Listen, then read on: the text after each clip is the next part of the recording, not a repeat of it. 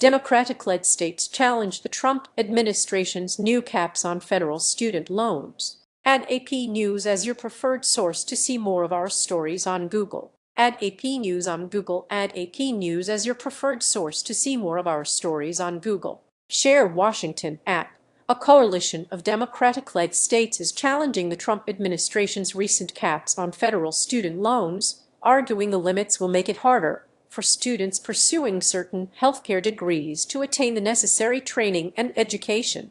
In a lawsuit filed Tuesday, plaintiffs representing 24 states and the District of Columbia argued the Trump administration's rules would disproportionately impact critical healthcare sectors. This rule will shut talented people out of critical professions and leave communities with fewer healthcare providers they desperately need, New York Attorney General Letitia James said in a written statement. We cannot afford fewer nurses, fewer providers, or fewer opportunities for working people to enter these essential fields. The Education Department defended the loan caps on student loans, saying they were already incentivizing colleges and universities to lower tuition. Clearly, these Democratic governors and attorneys general are more concerned about institutions' bottom line rather than American students and families' ability to access affordable post-secondary education, Undersecretary of Education Nicholas Kent said in a written statement.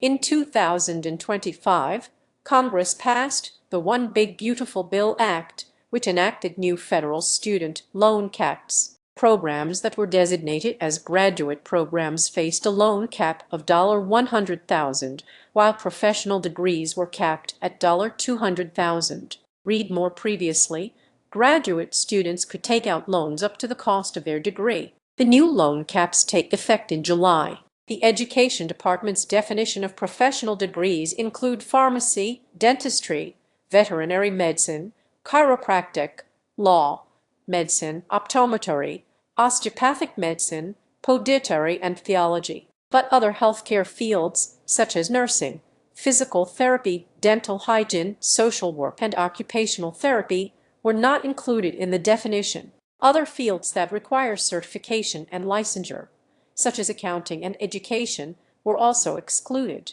The changes sparked anger and frustration across excluded healthcare sectors. Advocates said the effects would be felt by communities most in need of medical providers. This rule will be felt in real communities, for example, in rural areas where nurse